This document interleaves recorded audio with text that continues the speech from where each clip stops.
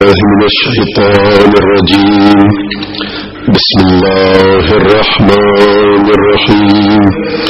الحمد لله رب العالمين بارئ الخلائق أجمعين، والصلاة والسلام على أشرف الأنبياء والمرسلين، حبيبنا وحبيب إله العالمين أبي القاسم المصطفى محمد،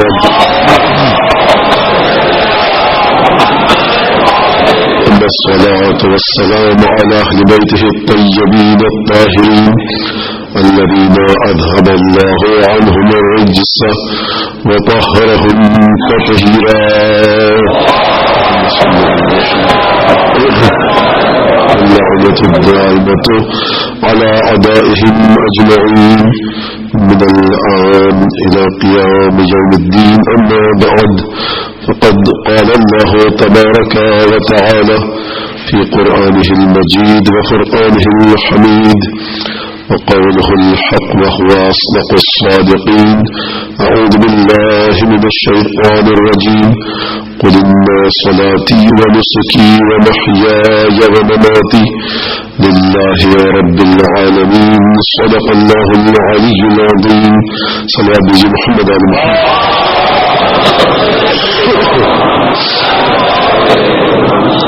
عزیزان گرامی، توحید کے سلسلے پر گفتگو ہو رہی تھی. میں نے عرض کیا توحید کے سلسلے پر، تو اس سے مراد یہ تھی کہ پروردگار عالم کی ذات کو واحد ماننا، اسے توحید کہتے ہیں. اور جن سلسلوں کو پروردگار عالم نے اپنی توحید پہچانوانے کے لیے خلق کیا ہے، یہ گفتگو ان پر ہو رہی تھی. جب بھی توحید پر گفتگو ہوگی تو ان سلسلوں پر یقیناً گفتگو ہوگی کہ جن کے ذریعے پروردگار نے اپنی ذات کو پہچانوایا اور اپنی ذات کی معرفت انسان کو عطا کی. آپ جانتے ہیں کہ آج شب شہادت امام حسن مجتبی علیہ الصلوۃ والسلام.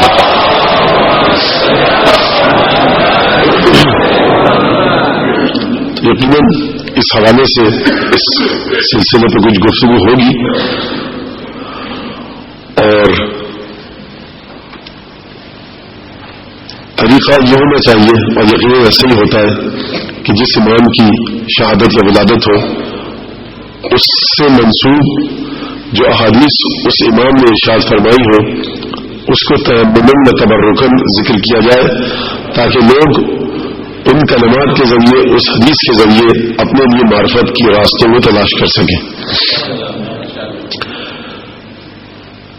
امام حسن علیہ السلام پر گفتگو اس سے پہلے کہ شروع کروں، یقیناً کیونکہ توحید موضوع ہے، تو ایک حدیث اس سے پہلے کہ میں داخل ہوں جس امام کی شہادت اس پر گفتگو کی جائے، تو چھٹے امام جعفر صادق علیہ السلام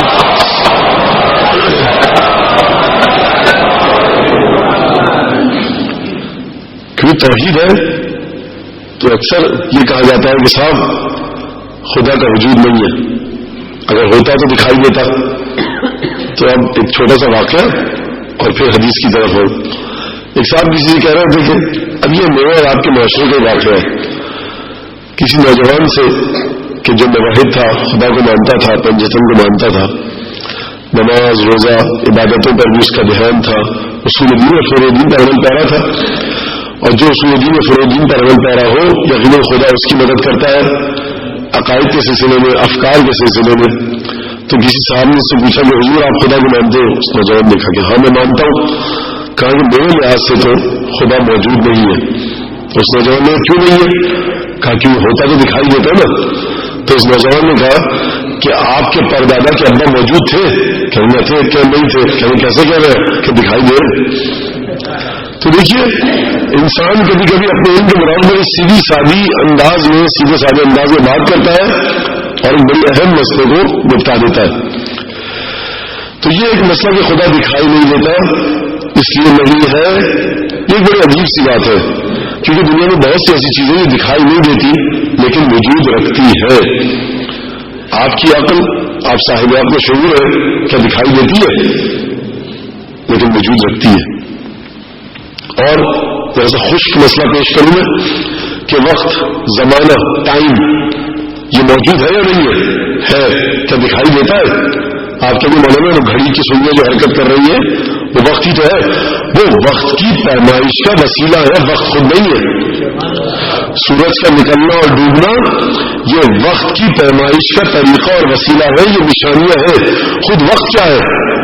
سب مادی اشیاء میں جو الیکٹران پروٹون نیوکلیس کے گرد الیکٹران چکر کاٹ رہا ہے وہ جس طرح چکر کاٹتا ہے تیزی سے اور اس کے بعد بعض چیزوں میں کیمیکل ڈیکمپوزیشن شکست ریخت کیمیائی ٹوٹ پھوٹ شروع ہوتی ہے تو ہم سمجھ جاتے ہیں کہ یہ پانی اگر 100 سال تک یہی پڑا رہے تو گھس جائے گا. اس سے ہم سمجھیں گے کہ 100 سال گزر گئے. حضور یہ ایک نشانی ہے کہ 100 سال گزر چکے ہیں. کسی عمارت کے پاس سے آپ گزرے عمارت ٹوٹ پھوٹ چکی ہو تو آپ کہیں گے 100 سال گزر چکے ہیں, 150 سال 80 سال 50 سال آپ اس سے اندازہ لگائیں گے. لیکن کبھی کبھی یہ اندازہ غلط بھی ہو جاتا ہے. کیسے؟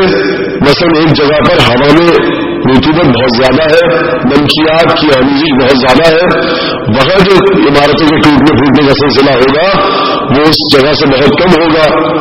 کہ فرض کیجیے ہندوستان میں اگر کہوں راجستھان کے اندر خشک ہوا ہے ریگستان ہے تو وہاں پہ ٹوٹ پھوٹ کا سلسلہ بہت کم ہوگا.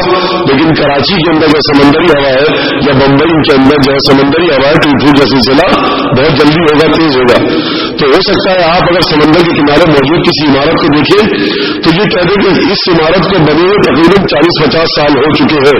تو بنانے والا آپ کو بتائے گا حضور 10 سال ہوئے ہیں. تو اس کا مطلب یہ ہے کہ وقت کی پیمائش, اگر وقت یہی چیز ہوتی, توجہ کیجیے گا, اگر یہی عمارت کا ٹوٹنا پھوٹنا ہی وقت ہوتا تو آپ کبھی غلطی نہ کرتے.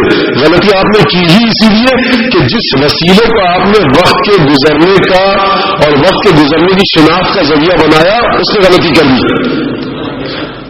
کبھی آپ اب اور مثال دے دوں آسان, گھڑی آپ کے سامنے سے ہٹا لی جائے, آپ ایک جھونکا لیں نیند کا اور پھر اٹھے کیسا مجھے فلاں جگہ جانا ہے, مجلس تھی 9 بجے, گھر والے آپ کو بتا حضور مجلس کیا تھی 10:30 بج رہے, آپ کو ہو نہیں سکتا میں نے جھونکا لیا تھا.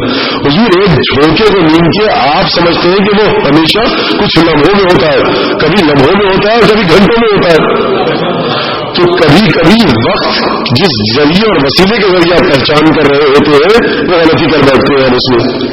تو یہ وقت نہیں ہے, یہ وقت کی پہچان کا وسیلہ ہے, وسیلے میں غلطی ہو سکتی ہے. تو وقت لیکن موجود ہے, زمانہ موجود ہے, مادہ موجود ہے, رنگ موجود ہے. اب رنگ کی مثال دے دو اور دوسری آگے بڑھاؤں. دیکھیے رنگ, اگر میں آپ سے کہوں کہ رنگ لائیے میرے پاس, مجھے کوئی رنگ لا کے دیجیے, آپ کہیں میں نے لیجیے سرخ رنگ, میں کہوں گا نہیں مجھے رنگ چاہیے. آپ کہیں گے یہ سرخ رنگ تو میں کہوں گا یہ سرخ رنگ ہے, مجھے صرف رنگ چاہیے. باریک بات ہے, سمجھنے کی کوشش کیجیے گا, صرف رنگ چاہیے. آپ کہیں اچھا چلے سفید رنگ, حضور سفید رنگ لے آیا, مجھے صرف رنگ چاہیے. آپ کہیں مولانا دیکھیے آپ تو بیکار آدمی, ہم لوگ کام دھندے روزی روزگار والے آدمی ہے, مولانا آزاد بیکار ہوتے ہیں, آپ میں سے کھیل کیوں کر رہے ہیں؟ رنگ یا سفید ملے گا یا سرخ ملے گا یا زرد ملے گا یا نیلا اور آبی ملے گا یا بنفش ملے گا, ادا ملے گا, رنگ یہی رنگ ہوتے. آپ کہہ رہے ہیں رنگ لے آؤں, رنگ کی کوئی نہ کوئی شکل صورت ہوتی ہے, مگر نہیں مجھے صرف رنگ چاہیے جس میں کسی دوسرے رنگ کی آمیزش نہ ہو. آپ کہیں حضور مولانا جب بھی رنگ ملے گا اسی انداز سے ملے گا.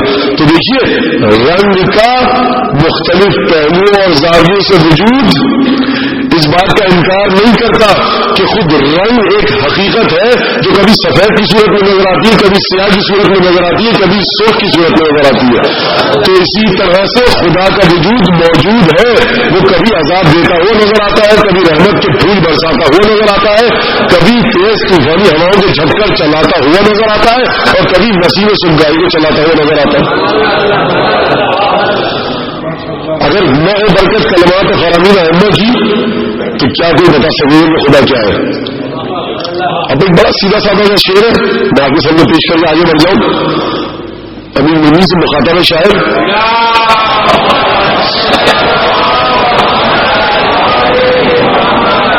اور بڑا مشکل، بڑا دلچسپ اور بڑا آسان شعر ہے. آپ کہیے دلچسپ بھی ہے، آسان بھی ہے، مشکل بھی ہے، یہ ہو کیسے سکتا ہے؟ بھائی دیکھیے وہی بات ہے، خدا نے کس سے مخاطب ہے شاعر؟ مولا کائنات سے. خدا نے تجھ کو بنایا لیکن، خدا نے تجھ کو بنایا لیکن امین سے بنایا خدا نے. خدا نے تجھ کو بنایا لیکن خدا کو تو نے خدا بنایا.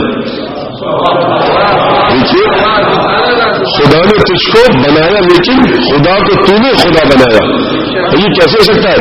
خدا خالق امیر المومنین ہے، امیر المومنین مخلوق، خدا خالق. خالق پہلے مرتبے پر ہے، مخلوق بعد والے مرتبے پر. جب مخلوق موجود ہو گئی تو اب مخلوق کے ہونے کا مطلب یہ ہے کہ مخلوق خالق کو نہیں بنا سکتی. تو شاید کی طرح خدا نے تجھ کو بنایا لیکن خدا کو تو نے خدا بنایا. تو دیکھیے خدا جس مرتبے پر خدا کی ذات تھی جو حقیقت الہیہ ہے، اگر مولا کائنات نہ ہوتے تو وہ خدا ہمارے اور آپ کے ذہنوں میں نہ آ سکتا. اب یہاں پر اب خدا کے بارے میں آ گئی، میں کیا کروں؟ میں بدتریزی کر رہا ہوں، جوش کا ایک بند ہے، زندگی میں سے پھر نہیں سناؤں گا آپ کو. ایک سلوات دیجیے محمد علیہ محمد.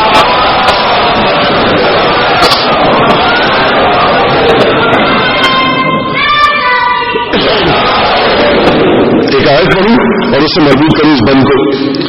دیکھیے لا تدرکہ الابصار وہو یدرک الابصار وہو اللطیف الخبیر. خدا کو، خدا کی ذات کا آنکھیں احاطہ نہیں کر سکتی، لیکن وہ آنکھوں کی دید اور بصارت کا احاطہ کر سکتا ہے. وہ لطیف الخبیر، اور خدا لطیف بھی ہے، خدا خبیر بھی ہے. لطیف کے معنی کیا ہے؟ لطیف کے معنی یہ کہ وہ چیز ہر جگہ ہو لیکن تمہیں نظر نہ آئے. خبیر یعنی خبر رکھنے والا، ہر جگہ وہ خبر رکھتا ہے، ہر جگہ کی اطلاع اسے ہے. اچھا ایسی ذات، خدا کی ذات، حکم دیا گیا معرفت رکھو اس کی، خدا سے محبت کرو، خدا کی معرفت رکھو، خدا کو پہچانو، خدا کو نظر میں رکھ کر تمام نیک کاموں کو انجام دو. دنیا والوں کے دکھاوے کے لیے کوئی عبادت کو انجام نہ دو، خدا کو نظر میں رکھ کر عبادت کو انجام دو. میں کہوں گا مولا کائنات سے، مولا یہ آپ کے چچا بھائی پر جو قرآن نازل ہوا ہے، جس کے آپ نفس ہے مولا، اس قرآن میں لکھا ہے کہ لا تدرکہ الابصار وہو یدرک الابصار. وہ آنکھیں اسے درک نہیں کر سکتی، وہ آنکھوں کو درک کرتا ہے. اور آپ ہی فرمانے دیکھو خدا کو نظر میں رکھ کر تمام کاموں کو انجام دو. تو جسے نظریں درک ہی نہ کر پائے اسے نظر میں رکھا کیسے جائے؟ اسے نظر میں رکھا کیسے جائے؟ اچھا اور اگر وہ نگاہوں میں نہیں آ سکتا، اگر اسے دیکھا نہیں جا سکتا تو پھر محبت کیسے کی جائے؟ اور اگر اسے نگاہوں کے اندر نہیں لایا جا سکتا تو دیکھیے محبت اس سے کی جاتی ہے کہ جس تک آپ اپنے حواس خمسہ کے ذریعے پہنچ جائیں. مثال کر کروں، مجھے اندازہ پورا کہ بچے بھی بیٹھے ہوئے، میں اپنے بزرگوں سے، اپنے ہم سے مثال حضرات سے بہت معذرت خواہ ہوں کہ میں مسلسل انہیں بہت تھکا رہا ہوں، بول کر رہا ہوں، نتیجہ بڑی دیر سے دیتا ہوں، لیکن کیا کیا جائے کہ بچے بھی بیٹھے ہوئے یہاں پر. میں آپ سے گلاب کا پھول آپ کے لیے معلوم نہیں کیا ہوتا ہے، لیکن فرض یہ کہ آپ نے گلاب کا پھول نہیں دیکھا. سرخ رنگ کا ہوتا ہے، جو پتیاں ہوتی ہیں، یہ پتیاں کیا ہوتی ہیں؟ پتیاں کیا ہوتی ہے؟ پتیاں بھی آپ نے نہیں دیکھی. میں کہوں صاحب پتیاں، چائے کی پتی دیکھیے ہے، بس اس کو بڑا کر لیجیے. اب آپ خود بتائیے قرآن پر ہاتھ رکھ کر ابو الفضل عباس کی قسم کھا کر کہ میں چائے کی پتی کے ذریعے آپ کو گلاب کی پتی سمجھا سکتا ہوں؟ نہیں. نزدیک کر سکتا ہوں؟ نہیں. انسان اپنے محسوسات کے ذریعے، حواس خمسہ کے ذریعے چیزوں تک پہنچتا ہے. اچھا چلیے آپ نہیں سمجھ رہے، پتی سرخ رنگ کا ہوتا ہے. سرخ رنگ کیسا ہوتا ہے؟ فرض کیجیے آپ نے سرخ رنگ دیکھا ہی نہ ہو. اچھا صاحب سفید رنگ دیکھا ہے؟ جی سفید رنگ دیکھا ہے. بس اس کو ذرا سا گاڑھا کر لیجیے، ڈارک کر لیجیے. اب کیا کریں؟ تمہیں تو سیاہ ہو جائے گا. نہیں سیاہ نہیں، دوسرا. اچھا چلیے اس کو بھی چھوڑیے. خوشبو بڑی اچھی ہوتی ہے. خوشبو کیسی ہوتی ہے صاحب؟ باسمتی چاول کی خوشبو بھی بڑی اچھی ہوتی ہے، ناریل کے تیل کی خوشبو ہے، سرسوں کے تیل کی بھی خوشبو ہے. تو بتا آج کل کے بچے کہتے ہیں اسے بدبو. اصلی گھی کی بھی اپنی خوشبو ہے، مہک ہے. چمیلی کے پھول کی اپنی ایک مہک ہے. مختلف کھانوں کے، غذاؤں کے پکنے کی، مسالہ جات کی اپنی ایک مہک اور خوشبو ہے. تو کیا میں ان خوشبوؤں کے ذریعے گلاب کے پھول کی خوشبو آپ کو سمجھا سکتا ہوں؟ نہیں. یہاں تک ہر سوال کے جواب میں آپ کو نہیں نہیں نہیں. تو خدا کو کیا سنا جا سکتا ہے؟ نہیں. دیکھا جا سکتا ہے؟ کیا چھوا جا سکتا ہے؟ نہیں. جب تمام حواس خمسہ خدا کی ذات کے مقابلے میں آ کر ختم ہو جاتے ہیں تو مجھے بتائیے کہ خدا کو آپ پہچانیں گے تو کیسے پہچانیں گے؟ اور رسول خدا کا کام کتنا مشکل ہے. کسی خدا کو انہیں پہچاننا ہو، یا اللہ اس سے کوئی آسان فرض تو سونپ دیتا محمد مصطفیٰ کو تو آسان ہو جاتا کام. شاید یہی وجہ تھی کہ سورہ ہود میں فرمایا فاستقم ومن تاب معک، اے محمد استقامت اختیار کرو اور وہ لوگ جو تمہارے ساتھ ساتھ ہیں وہ بھی استقامت اختیار کریں جس طرح سے تمہیں حکم دیا گیا. بھائی سب سے بڑی استقامت کیا ہوگی؟ گرمیوں کے موسم میں روزہ رکھنا اتنا مشکل کام نہیں ہے. سردیوں کی سرد راتوں میں نماز شب اٹھ کر پڑھنا اتنا سخت کام نہیں ہے. ایک اندیکھی حقیقت جسے کوئی نہ دیکھ سکے، نہ چکھ سکے، نہ سن سکے، نہ چھو سکے، اس کو اس کی الوہیت کی تمام صفات جلال و جمال کے ساتھ پہچانوا دینا سب سے مشکل کام ہے. چلیے معراج کی طرف چلیے. دیکھیے قرآن ہے، نہج البلاغہ ہے، احادیث ائمہ معصومین ہے، مذاق نہیں ہے کوئی. کس انداز سے کہ جب وحی نازل ہوتی تھی جناب ختم مرتبت پر تو پورا جسم مبارک عرق آلود ہو جاتا تھا، چہرہ سرخ ہو جاتا تھا اور ایک عجیب کیفیت تاری ہوتی تھی. اور اصحاب کہتے ہیں کہ اس وقت میں رسول خدا ہم پر توجہ کرتے تھے، میں رسول خدا کو کسی چیز کا ہوش ہوتا تھا. پوری کی پوری توجہ ذات باری ایک تعالیٰ کی طرف ہوتی تھی. کس انداز سے ہوتی تھی، کیا سلسلہ تھا، کچھ سمجھ میں نہیں آتا. سنتے ہیں نا. اب دیکھیے جب وہی آئی انی اجد فی بدنی ضعفا فقالت فقلت اعوذ باللہ یا بتا من الضعف، اے بیٹا فاطمہ میں اپنے بدن میں کچھ ذات محسوس کر رہا ہوں، کمزوری. تو بیٹی نے کیا کہا؟ بابا آپ کو خدا کی پناہ میں دیکھی ہوں میں کمزوری اور ضعف سے. اتنی بل کے ساتھ یمانی وقت میں بیٹا میری یمانی ابا لے آؤ اور مجھے اڑا دو. اچھا وہی نازل ہو رہی ہے، ایک خاص کیفیت ہے. تو محمد مصطفیٰ کے پاس کہ مدینے میں یہی ایک گھر بچا تھا کہ جب وہی نازل ہوتے یہاں آئے اور اس بیٹی سے کہا کہ تم ہی مجھے اڑاؤ. بھائی کہہ سکتے تھے کہ مجھے دے دو خود اوڑھ لوں گا. محمد مصطفیٰ جانتے ہیں جو منزل اب درپیش آنے والی ہے چادر بھی اسی بیٹی سے منگاؤں گا، اڑائے گی بھی یہی. منزلت سمجھیے کہ وہی آ رہی ہے. تو توحید کے سلسلے میں سمجھیے کس انداز سے گفتگو ہو رہی ہے. صلی محمد علیہ محمد.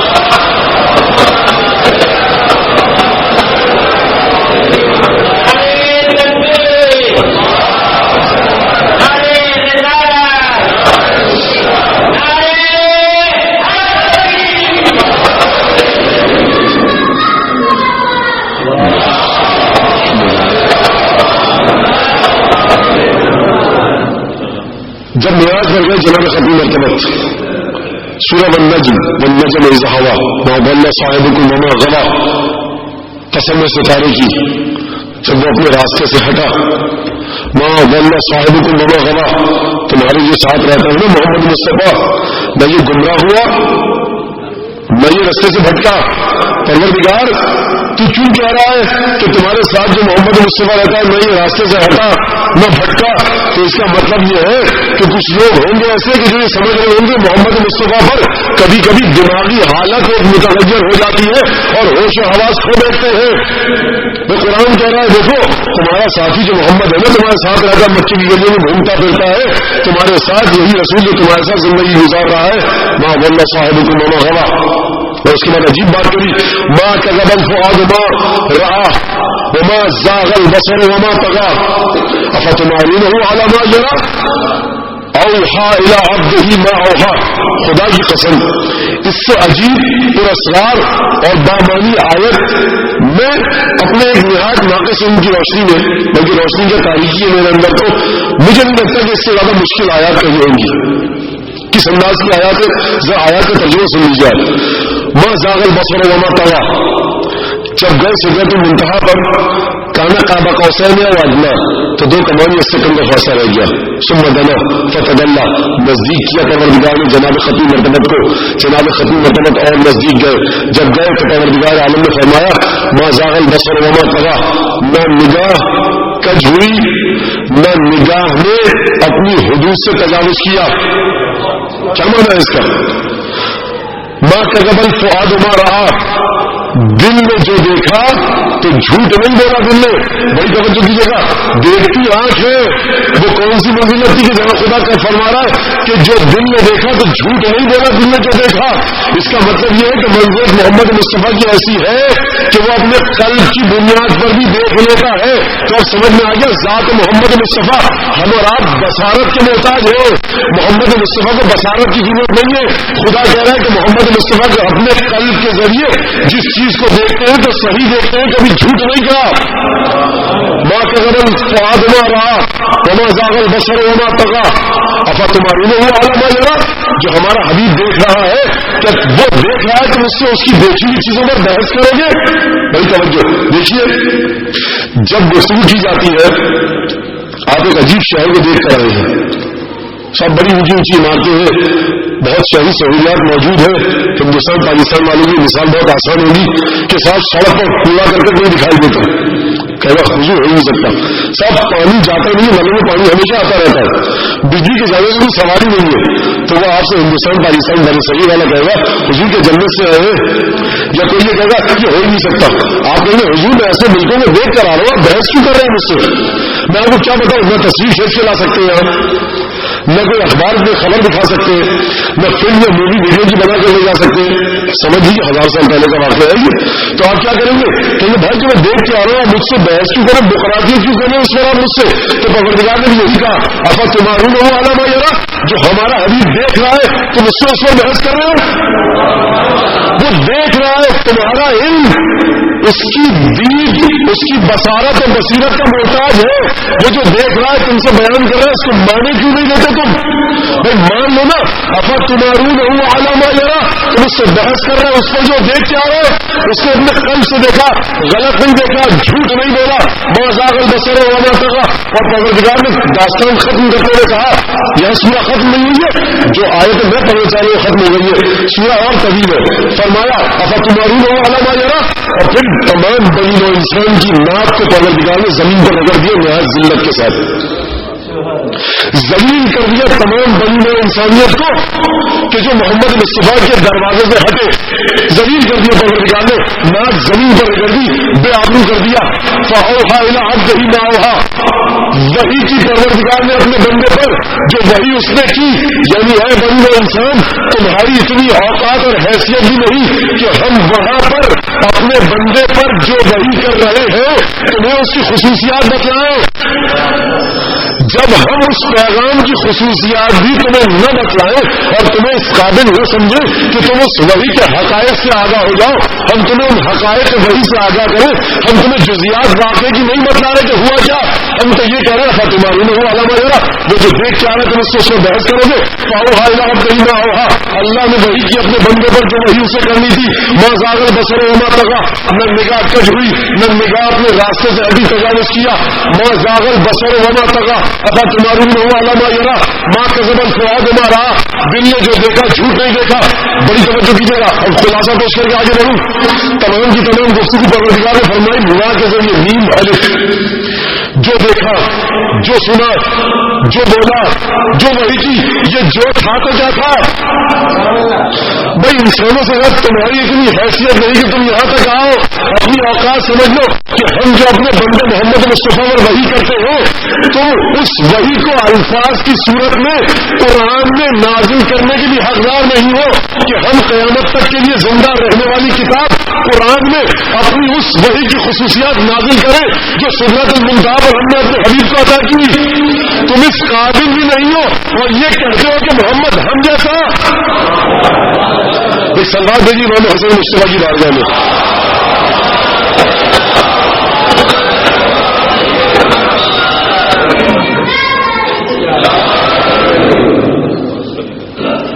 دیکھیے اس انداز سے توحید کا درس دیا. حقائق ایسے ہیں کہ وہاں پہ اب کچھ نہیں بچا. حقائق ایسے ہیں کہ وہ انسان پہنچ نہیں سکتا.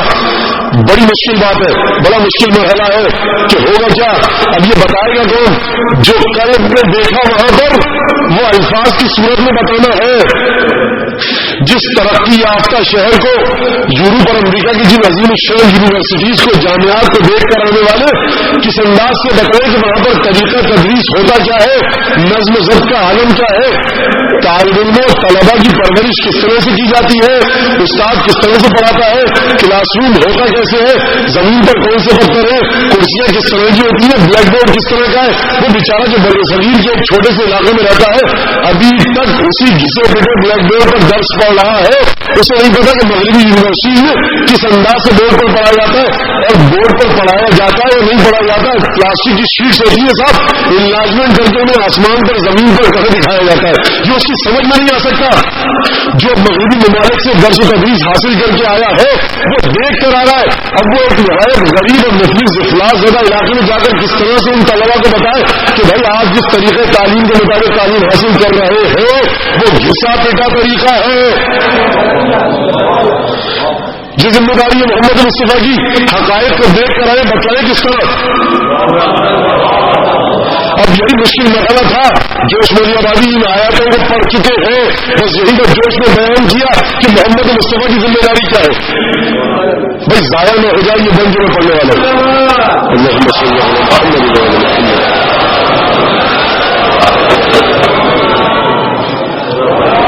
اس بچے نے نعرہ لگایا، پیچھے سے اس کا نعرہ ضائع ہو گیا. ایک ذرا صحیح سے میں جواب دیجیے، بچے کی حوصلہ افزائی ہے. میں نے اپنے دل لگا اس بچے کی کیوں حوصلہ افزائی ہے، اس لیے بڑی مہربانی ہے.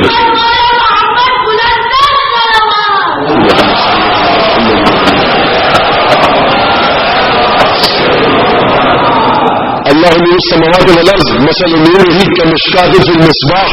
اللہ زمین و آسمان کا نور ہے. اللہ زمین و آسمان کا نور ہے، یعنی کہ منور ہے، نور دینے والا ہے. کہ نور ہے، نور دینے والا اور ہوتا ہے.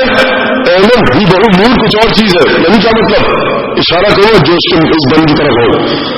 یہ جو نور ہے یہاں پر اس لائٹوں کا، روشنیوں کا، کمکموں کا، یہ نور اگر بند ہو جائے تو آپ کچھ دیکھ سکیں گے نہیں.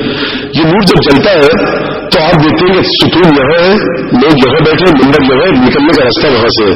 اگر یہ روشنی بند ہو جائے تو آپ ایک دوسرے سے ٹکرائیں گے، کوئی کسی کو کچل دے، کوئی منبر سے ٹکرا جائے.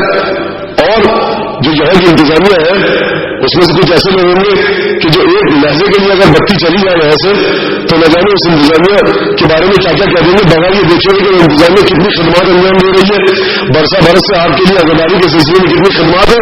بس ایک دفعہ ناراض ہو گئے، حضور 1 منٹ کے لیے لائٹ چلی گئی، آپ نے کیا کر دیا. 10 سال کی خدمات بھی دیکھیے. بہرحال ایک بات تھی جو آ گئی تو آپ روشنی اگر چلی جائے ایک لمحے لہجے کے لیے تو آپ کچھ نہیں دیکھ سکتے. جیسے ہی روشنی آ جائے گی آپ سب دیکھ سکتے. روشنی نے آپ کو اشیاء کے وجود کا احساس دلایا، اشیاء کو وجود عطا نہیں کیا. روشنی نے اشیاء کو خلق نہیں کیا، اشیاء مخلوق کی خلق ہو چکی تھی، ان کے وجود کا احساس دلایا. تو روشنی کا کام ہوتا ہے وجود کا احساس دلانا. حضور یہ دنیاوی روشنی ہے. اگر کوئی حقیقی روشنی اور نور ہو، اللہ نور السماوات والارض، اللہ زمین اور آسمان کا نور ہے. یعنی اس کے نور کی حقیقت یہ نہیں ہے کہ اگر وہ ہوگا تو آپ کو چیزیں دکھیں گی، اگر وہ نہیں ہوگا تو چیزیں نہیں دکھیں گی. نہیں، اگر وہ نہیں ہوگا تو اشیاء بھی نہیں ہوں گی، معدوم ہو جائیں گی. اللہ نور السماوات والارض خلق کرنا ہے. تمہید آپ کے ذہنوں میں ہے نا کہ پروردگار عالم کی ذات ایسی ہے جس میں سنا جا سکے، نہ چکھا جا سکے، نہ سنا جا سکے، نہ چھوا جا سکے، نہ لمس کیا جا سکے. حواس خمسہ میں پروردگار کی ذات نہیں آ سکتی. اب کیسے بتائیں گے ختم مرتبہ؟ اور دوسرا اس سے بڑھ کر سورہ نور کی آیت کہ اللہ زمین و آسمان کا نور ہے. بھائی اللہ زمین و آسمان کا نور ہے تو اس نور کو محمد مصطفیٰ سمجھائیں گے تو کیسے سمجھائیں گے؟ دیکھیے اب ایک چھوٹا سا جملہ کہوں گا مزید. مجھے احساس ہوا آپ کے چہرے سب کے نہیں کر رہے تھے، کچھ چہرے کو دیکھ کر مجھے احساس ہوا، اس لیے میں اس مثال کو پیش کر رہا ہوں. تانبے کا تار ہے، وائر آ رہا ہے، الیکٹریکل انجینئر آپ سے کہے گا اس کی بھی ضرورت نہیں ہے. آپ کے بچوں کو بتائے کہ حضور ٹیسٹر لگایا آپ نے، اس میں لائٹ جل رہی ہے مدھم سی. بچہ کہے گا دیکھیے حضور مولانا ہاتھ مت لگائیے گا، بجلی آ رہی ہے. مولانا کہیں گے بھائی بجلی کیا ہوتی ہے؟ خیر الیکٹران کا بہاؤ بجلی ہے. مولانا کہیں گے بھائی ہمیں تو بہاؤ نظر نہیں آ رہا. بچہ کہے گا ہاتھ لگا کر دیکھیے خود ہی سمجھ میں آ جائے گا. ٹھیک ہے، تو اس کا مطلب کیا ہے کہ ایک چیز اپنے وجود حقیقی رکھتی ہے. مسئلہ یہ ہے کہ میرے پاس وہ ٹولز، انسٹرومنٹ، وسائل، آلات، اوزار ہے تو میں اس چیز کو دیکھ سکوں یا نہیں. خدا خواص خمسہ میں نہیں آ سکتا. زمین و آسمان کا نور بھی ہے، سورہ نور نے کہہ دیا. اب آئیے ذرا اب بند پیش کروں آپ کے سامنے، توجہ کے ساتھ سنیے گا. ہاں شم ذات خیمہ الفاظ میں جلا، بڑا عجیب شعر ہے. اب سنیے اس کی تشریح، وقت ہے میرے پاس الحمدللہ. پروردگار عالم کی ذات ایک شمع کی مانند ہے.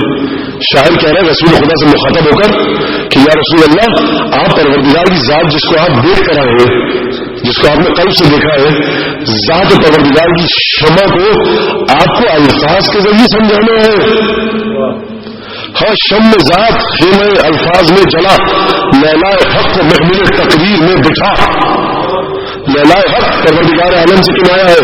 پروردگار عالم کے وجود کو یا رسول اللہ آپ کو تقریر کے ذریعے بتانا ہے. ذات پروردگار وہ جو ہوا سے خمسہ میں نہیں آ سکتی. مشکل یہ ہے یا رسول اللہ آپ کو درپیش کہ وہ ذات جسے آپ دیکھ کر آئے ہیں کس انداز سے دیکھا، وہ رسول جانے یا خدا جانے، میری کیا حقیقت. لیکن وہ ذات جس کی معرفت رسول نے حاصل کی اسے رسول خدا تقریر کے ذریعے بیان فرمائیں گے.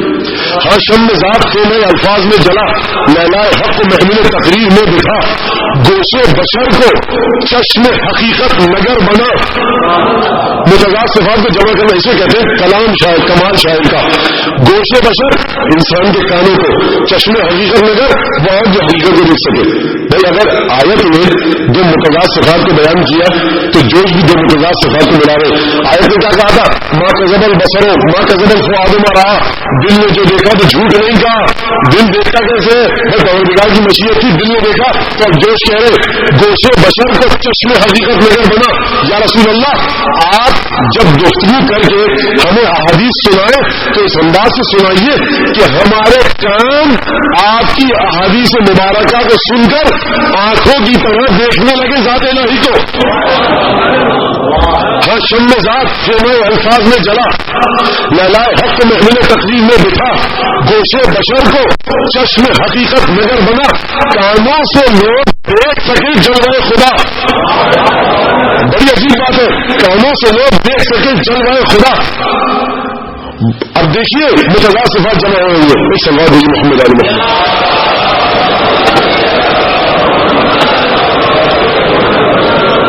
کانوں سے لوگ دیکھ سکے جلوہ خدا. یوں پیش کر ثبوت خدا کے وجود کا. یوں پیش کر، کیسے پیش کر؟ یوں پیش کر ثبوت خدا کے وجود کا. تیرے بیان پہ غلغلہ اٹھے درود کا. ایک سوال ہوئی محمد علی.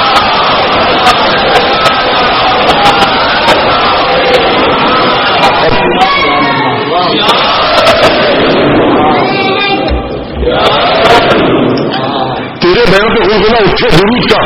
اچھا کس طرح سے اٹھے غلغلہ درود کا؟ دیکھیے معمولی شاعر نہیں جس کے میں شعر پڑھ رہا ہوں. وحدت کے بعد میں اگر کب کرے گا تو کیا رسول اللہ بات وحی کے سلسلے میں اگر آپ زحمت نہیں اٹھائیں گے، آپ کو زحمت اٹھانی ہے. یہ انسانوں کی حقیقت کیا ہے؟ یا رسول اللہ وحدت کے بعد میں اگر کب کرے گا تو پائے گا کبریا کا تصور نہ ابرو. تا یوم دین سند میں رہے گی سنم کی بو. فکر بشر نماز پڑھے گی بلا وضو. لپٹا ہوا تفن میں وہم و خیال میں، لپٹا ہوا تفن میں وہم و خیال میں دائم خدا رہے گا بشر کے لباس میں. یہ تو کہے گا جلوہ بجز واہنا نہیں. یا رسول اللہ یہ آپ بتائیں گے یہ تو کہے گا جلوہ بجز واہنا نہیں. جو دیکھنے میں آئے وہ بت ہے خدا نہیں.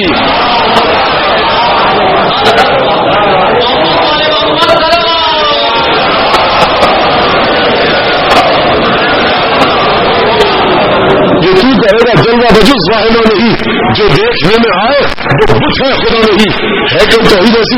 یہ توحید اسے ہی ملے گی کہ جو فنا ہو چکا ہوگا علی بن ابی طالب میں، جو محبت رکھتا ہو علی بن ابی طالب سے، جو عشق رکھتا ہو جو عشق رکھتا ہو علی بن ابی طالب سے. کیوں؟ کیونکہ وہ دروازے محض البلاغہ پر آئے گا. کل میں نے عرض کیا نا، جب کوئی یہ سمجھے گا اے مرتضی امام زمان شیر کردگار عرفان کی سلطنت میں نہیں تو سدائیدار. تیری ادائے ہر کا اللہ وقار، ایک زر پر عبادت ثقلین ہو نثار. تو خم بزن بدر حنین پر پیغمبری کو ناز ہے تیرے حسین پر. جو یہ کہے گا کہ عرفان کی سلطنت میں نہیں تجھ سا تاجدار, جب دل مانے گا یہ کہ علی بن ابی طالب سے بڑھ کر سلطنت عرفان کا تاجدار شہنشاہ کوئی ہے ہی نہیں, تو فکر ہمیشہ توحید پر گفتگو کے دوران دروازے نہج البلاغہ کا رخ کرے گی, کسی اور کتاب کی طرف نہیں دیکھے گی.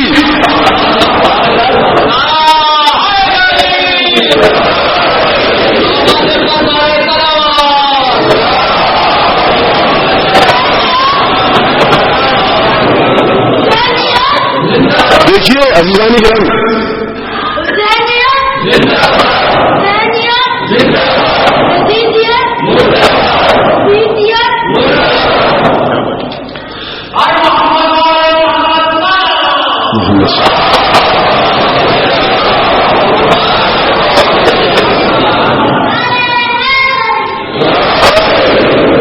دیکھیے کوشش کیجیے کہ میرے جو وہی متبادل ہے 10 بستہ درخواست ہے تمام اداروں سے, آپ جناب سجدہ کے مہمان ہیں, میں بہت گستاخی کروں گا کہ آپ کے سامنے کوئی بات آپ کو نصیحت کروں یا کوئی اعتراض تنقید کروں, لیکن گزارش میری یہی ہے کہ سلوات نعرہ ابھی بس کافی ہے, کوئی نیا نعرہ لگانے سے گریز کریں.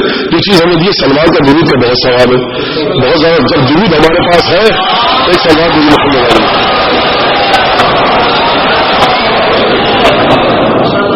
ایک عبادت ایسی ہے کہ جس میں صرف نیکی لکھنے والا فرشتہ ایک کام کرتا ہے, کچھ گناہ ایسے ہوتے ہیں جس میں گناہ لکھنے والا فرشتہ قلم میں حرکت میں آتا ہے, لیکن ایک ایسی عبادت ہے کہ گناہ لکھنے والا فرشتہ بھی حرکت میں آتا ہے اور ثواب لکھنے والا فرشتہ بھی حرکت میں آتا ہے. وہ عبادت ہے درود شریف.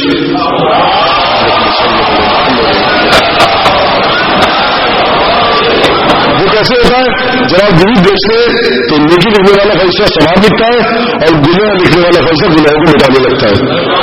ایک دفعہ اور سلوات بھیجیے گا.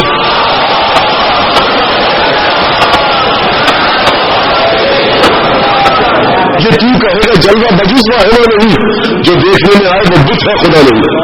ابو شاکر جیسانی جس کے لیے میں نے آپ کو اتنی زحمت دی اور بہت زیادہ زحمت دی, آج آتا ہے چھٹے نام کی خدمت میں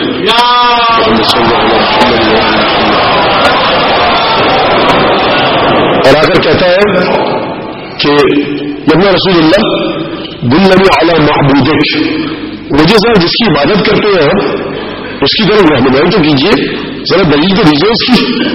اب دیکھیے وہی کرم منزل جو رسول خدا کے ساتھ, جو مولا کائنات آئمہ کے ساتھ, پنجتوں کے ساتھ بارش ہے انہیں کے, تو انہیں بھی کوئی مشکل درپیش.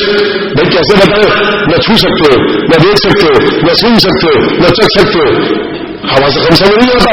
اور یہ سوال کرے دل نبی اعلیٰ معبود ہے, مولا اپنے معبود کی جانب میری رہنمائی تو کیجیے.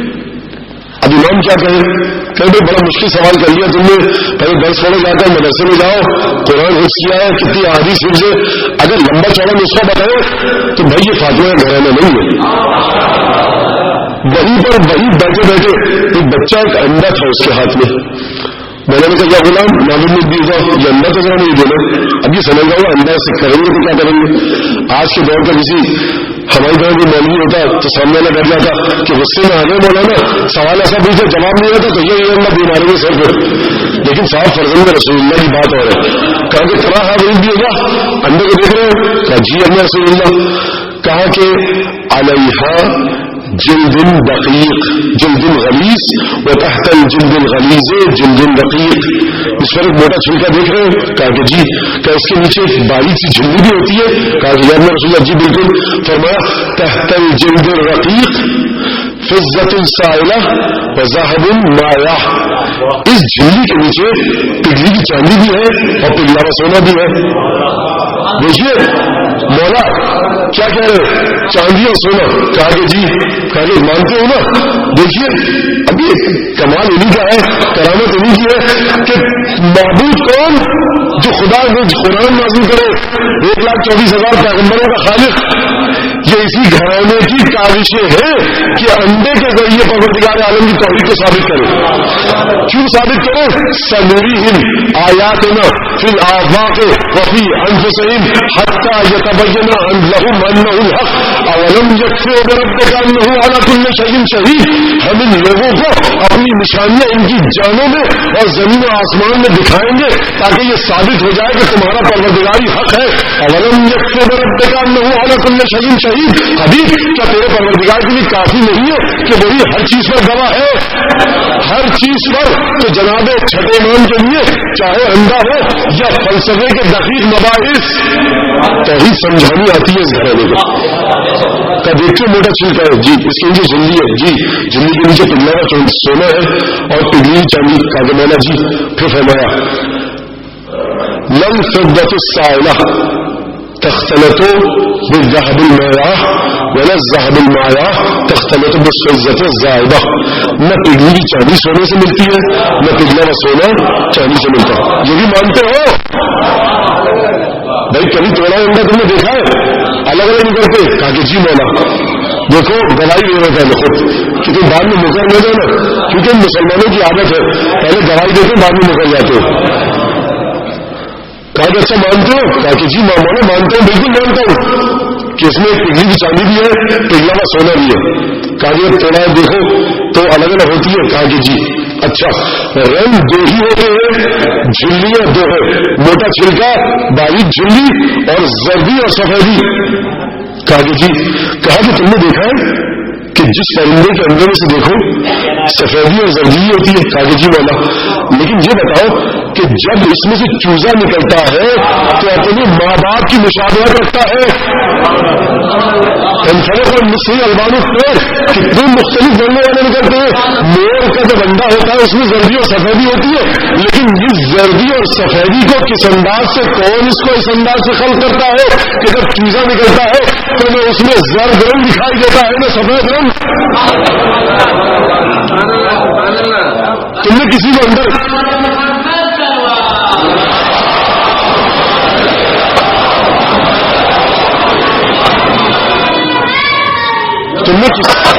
تم نے کسی کو اندر جاتے ہوئے دیکھا ہے اس میں؟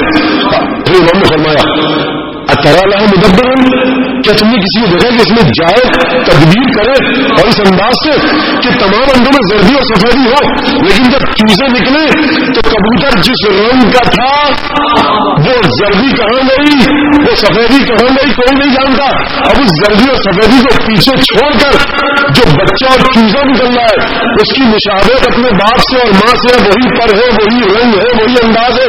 اترا لہا مدبرن, کوئی تدبیر کرنے والا تم نے دیکھا کہ اس میں جا کے تدبیر کرو؟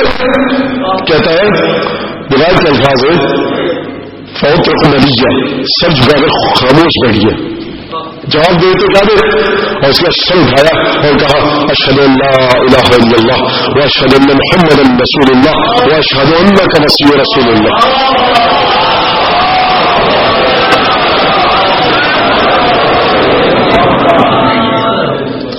گرامی بہت اچھے موقع پر یہ پرچہ آیا ہے. الحمدللہ کا پرچہ یہ بھی لکھا ہوا ہے, اس میں مختصر کریں, لیکن یقیناً جیسا کہ آپ لوگ جانتے ہیں کہ یہاں پر تعمیر ہو رہی ہے امام بارگاہ کی, اور یقیناً آپ حضرات کی مساعدت اور مدد کے بغیر ممکن نہیں ہے.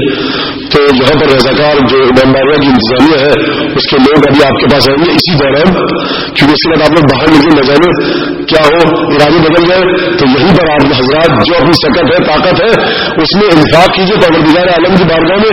تو انشاءاللہ ما تنفقوا من خیر, جو تم خیر یا من شیء جو تم خدا کی راہ میں دو گے وہ تمہیں پورا پورا ملے گا. اور یقیناً یہ جو آپ دیں گے یہ راجہ نہیں جائے گا, پروردگار عالم آپ کے رزق اس کے ذریعے برکت عطا کرے گا. سلوات بھیج کریے تاکہ رضاکار آ جائے اور آپ کو